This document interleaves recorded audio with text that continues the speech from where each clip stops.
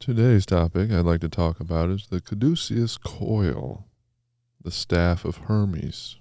The staff of Hermes is described as a pole with two serpents intertwining around a staff that's topped with wings. This imagery comprises the Caduceus, an attribute of Hermes, messenger of the Greek gods. Take away the wings and the one snake, and you've got the rod of Asclepius, the symbol for the Greek god of medicine. But who came first, Hermes or Asclepius? And why are their staffs so similar? Perhaps Hermes was the precursor, as some myths say that Hermes delivered Asclepius, who, after birth, became an apprentice in the art of medicine. Modern medical institutions have adopted both the staff of Hermes and the rod of Asclepius for their logos. But there is a strong debate on the usage of the former, for Hermes also carries the reputation of protecting gamblers and thieves. But we shouldn't shy away from the use of the Caduceus. Its symbolism is much too similar to other formulas. For instance, the two braided snakes resemble that of the double helical structure that makes up DNA. It also corresponds with the structural energies of the Kundalini yoga. In Kundalini, there's a powerful Shakti force that lays dormant at the base of the spine, awaiting activation through awareness, practice, and meditation. This Kundalini force is depicted as a serpent, reposing in a coiled base 3 times around the spine. When activated, this force travels through 3 channels, or nadis, the sushumna, the ida, and pingala. These nadis are identical to the parts of the Caduceus. The sushumna, like the staff, is vertical and straight, traveling in parallel motion with the spine. The ida and pingala channels twist together like that of the 2 snakes, intersecting at a handful of points, or chakra centers. The sushumna is the stabilizing and grounding core, connecting the base with the crown. Each of these chakras are situated along the column of the sushumna. Kundalini moves upward through this pathway. The ida and pingala nadis work together in polarity and duality, just like yin and yang.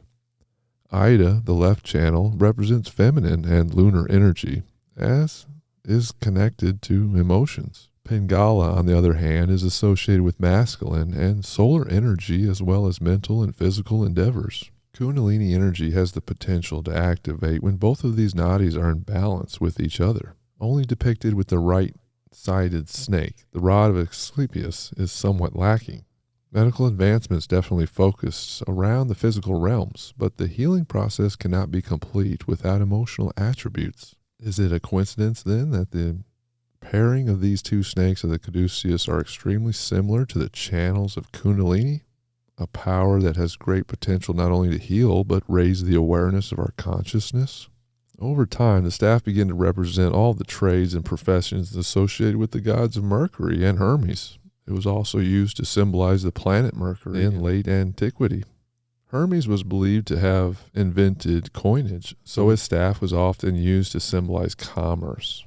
Considered a great orator, Hermes and his Caduceus became the symbol of orators. Because of this association with Hermes Trismegistus, the Caduceus became associated with magic and above all with alchemy. In alchemical symbolism, the Caduceus represents the elemental and prime matter. The 2 snakes were thought to symbolize chaos. The 2 serpents are shown to be fighting, yet as they are wrapped around the staff, they are believed to be in equilibrium or in balance. To the medieval alchemists, this represented the reconciliation of 2 opposing qualities or elements, which was one of the aims of alchemy. The Caduceus, the staff of the god of Hermes, is the classic symbol for a Kundalini awakening. The staff itself represents the spine, with the Kundalini energy flowing through it.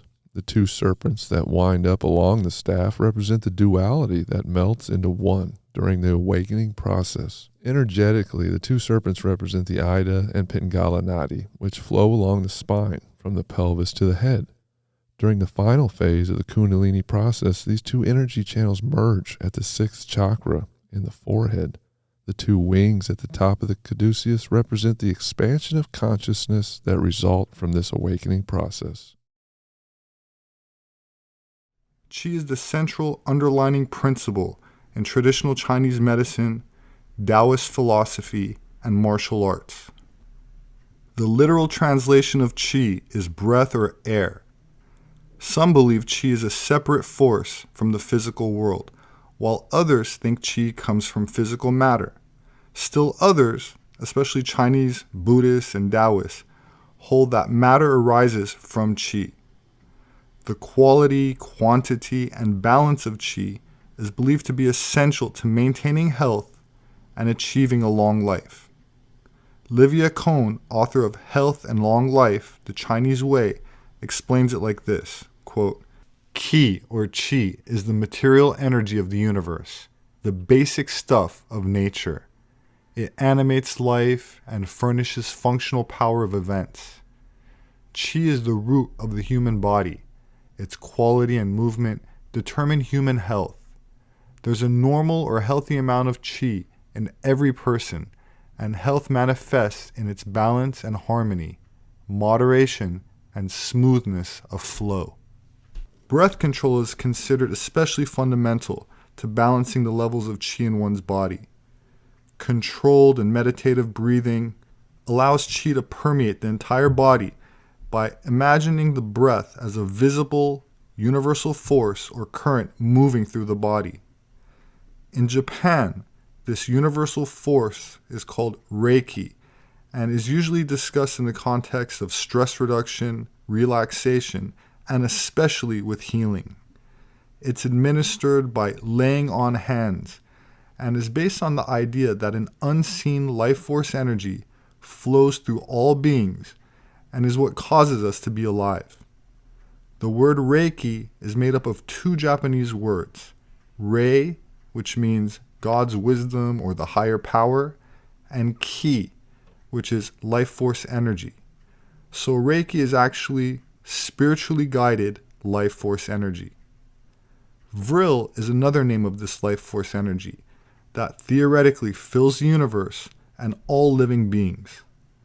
Helena Blavatsky, the foundress of the Theosophical Society, described this Vril energy as an ether stream that could be transformed into a physical force. The Vril Society was a secret organization in Germany devoted to mastering and harnessing this unseen force of nature. They accumulated and combined the guarded alchemical knowledge of this life force contained in Sufism, Aryan Hindu mysticism, Theosophy, Nordic and Sumerian mythology, pagan sex magic, channeled material, and the Kabbalah. According to esoteric and yoga teachings, sexual energy can be channeled upward to develop our energy centers or chakra system and higher or subtle energy bodies. Tantra and Kundalini yoga were two ancient Aryan techniques utilized by the Vril Society to harness this sexual energy.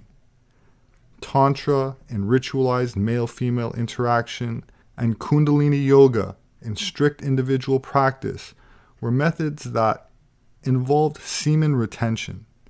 In the book Morning of the Magicians, author Jacques Bergier and Louis Powell said, quote, "This secret society was founded literally on Bueller-Lytton's novel The Coming Race. The book describes a race of men psychically far in advance of our own. They have acquired powers over themselves and over things that made them almost godlike. For the moment they are in hiding. They are said to live deep within the earth. Soon they will emerge to reign over us." Of course, the majority of people that have heard of Vril, or subterranean civilizations that utilize bioelectromagnetic energy, scoff at it and denounce it as fiction. That said, in my humble opinion, almost everything taught after World War II, whether it pertains to energy and physics or to anthropology, is nothing but watered down, politically motivated propaganda and social engineering, with anything of real value either censored or cleverly disguised with cute animals. From the 1930s, he became an increasingly controversial figure. From 1932 until his death, all of his work was self-published. The controversy began when Dr. Reich began noticing an energetic connection that all living beings held in common. He called this mysterious force orgone energy, or orgone radiation, derived from orgasm and organism, and the study of orgonomy. Dr. Reich worked tirelessly for the next 40 years, demonstrating its laws and studying its various manifestations. He published a series of papers on the idea of orgastic potency, the ability to release the emotions from the muscles and lose the self in an uninhibited orgasm. He argued that psychic health and the ability to love depended on orgastic potency. He attempted to ground his orgasm theory in biology, exploring whether the libido, in fact, represented electricity or a chemical substance. Though one cannot see or smell it, his sensitive equipment could measure it. Dr. Reich bought an oscillograph and attached it to friends and students who volunteered to arouse each other while Reich read the tracings. He first said that he had discovered a life force or cosmic energy, an extension of Freud's idea of the libido, in New York in 1939. After Reich had demonstrated the properties of orgone energy to Albert Einstein, the famous physicist exclaimed that, quote, "This would be a bombshell to physics." In 1933, Dr. Reich detailed a biological basis for neurosis in his book Character Analysis, and provided an outline of his research which would lead him to the discovery of this vril-like cosmic energy. Experiments involving microorganisms and airborne infection opened the door to his experiments concerning radiation particles that he later called orgone. It is April 3rd, 1952. I, Wilhelm Reich, I happen to discover the life energy.